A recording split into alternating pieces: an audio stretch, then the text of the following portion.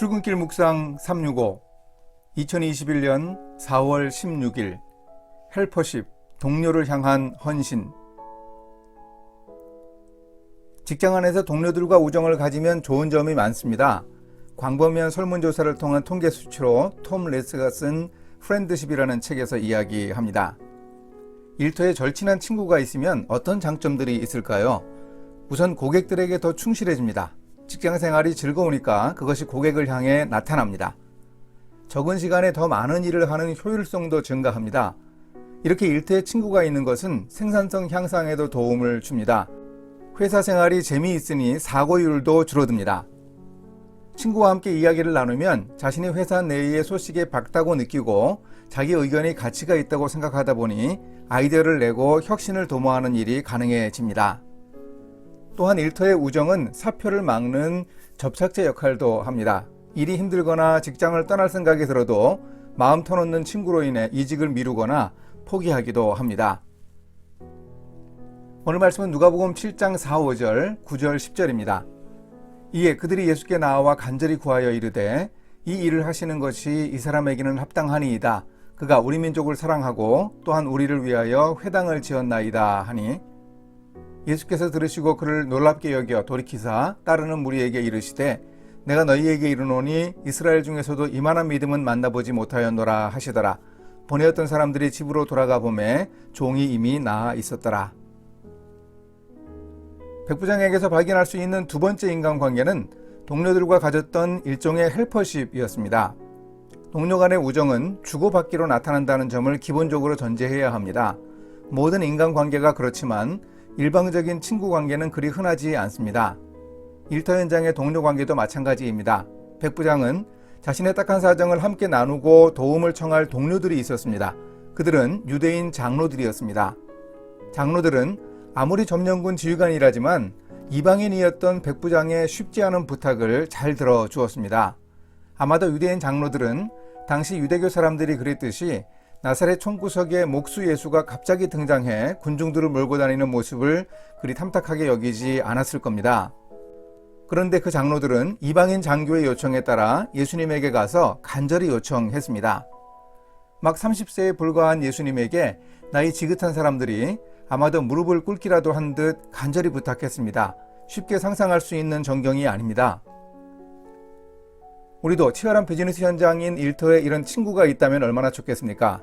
어려운 부탁을 받고도 체면 생각도 하지 않고 기꺼이 들어주는 이런 친구가 있다면 행복합니다. 그런데 이런 직장 동료가 있으면 좋겠다고 생각하는 사람들이 한 가지 미처 생각하지 못하는 점이 있습니다. 이런 친구 관계를 위해서는 내가 먼저 주어야 하는 비밀을 잘 모릅니다. 백부장이 이렇게 유대인 장로들을 친구로 얻을 수 있었던 이유를 장로들이 말합니다. 그가 우리 민족을 사랑하고 또한 우리를 위하여 회당을 지어 주었나이다. 점령지 식민지 주민들을 점령군 장교가 사랑했다는 것도 상상이 안 되는데 유대인들이 종교적 모임을 하고 삶의 중심지로 사용했던 회당을 지어 주었다니요. 이것은 대단한 헌신이었습니다. 이 소문을 들은 동료 백부장들이 비웃지 않았을까요? 80km쯤 떨어진 가이사랴에 있던 직속 상관인 천부장 호민관이 의심하지 않았을까요? 백부장은 그런 상황을 알고 있으면서도 이런 행동을 했습니다. 성품이나 인격이 남달랐기 때문만은 아니었고 유대인들이 믿는 여호와라는 신에 대한 호감을 가졌기 때문이었을 겁니다. 우리가 충분히 상상해 볼 수 있는데 여하튼 백부장의 동료에 대한 헌신이 결국 결정적인 순간에 도움을 받을 수 있는 계기가 되었습니다. 덕분에 예수님을 모셔올 수 있었습니다. 일터 현장에서 이런 동료를 얻고 싶습니까? 일터에서 동료들과 좋은 관계를 가질 수 있는 쉬운 방법 한 가지를 소개합니다. 없는 사람을 지지하고 칭찬하는 방법입니다. 뒤에서는 나라님도 욕한다고 사람들은 보통 그 자리에 없는 사람의 허물은 대수롭지 않게 말하는 습성을 가지고 있습니다.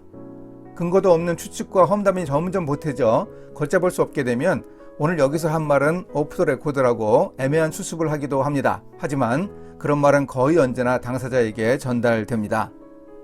이런 상황에서 그 자리에 없는 사람을 사람들이 비난할 때 좋은 점도 말하고 칭찬도 해보십시오. 사람이 단점만 있는 것은 아니지 않습니까? 그 장점을 한번 이야기해 보십시오. 그러면 험담의 상승 효과가 수그러듭니다. 그러면 일거양득의 결과를 얻습니다. 일단 그 이야기를 나중에 들은 당사자는 이렇게 생각합니다. 김 과장은 내가 없어도 나를 욕하지 않고 좋게 말해주는 사람이구나. 고마운 사람이네. 이보다 수월하고 좋은 동료 만들기가 어디에 있겠습니까? 또한 그 자리에서 함께 이야기를 나누던 사람들에게도 확실한 인상을 심어줍니다. 그 사람들은 속으로 이렇게 생각합니다. 김 과장은 자리에 없는 사람을 욕하는 사람이 아니구나. 이 사람은 내가 없는 자리에서도 나를 욕할 사람이 아니니 믿을만 하네. 일터에 우정은 있을 수 없다면서 친구 만들기를 포기하지 마십시오. 우리 자신이 먼저 헌신하는 진정한 우정을 실천하면 좋은 친구가 될 수 있습니다. 이렇게 실천하겠습니다. 동료들을 사랑하되 말로만 하지 말고 가진 것을 나누면서 해야 합니다. 상대방의 필요가 뭔지 생각하면서 제가 가진 것을 나눠줄 수 있어야 하겠습니다. 유대인 장로들은 회당이 필요했고 회당을 지어준 백부장은 친구들을 얻었습니다. 백부장은 결정적으로 아쉬운 때에 그 동료들을 통해서 예수님을 만나는 기회를 얻을 수 있었습니다. 저도 이렇게 일터에서 친구를 얻을 수 있도록 노력하겠습니다. 함께 기도하십니다. 사랑하시는 하나님, 우리가 일터에서 동료들을 향해 사랑을 실천하기를 원하십니다. 사람이 친구를 위하여 목숨을 버리면 그보다 큰 사랑이 없다고 말씀하신 예수님은 친구들을 위해 목숨을 버리셨습니다. 영원한 우리의 친구 예수님처럼 저도 일터에서 사람들을 사랑하고 헌신하는 참다운 우정을 실천할 수 있게 인도해 주소서. 예수님의 이름으로 기도합니다. 아멘.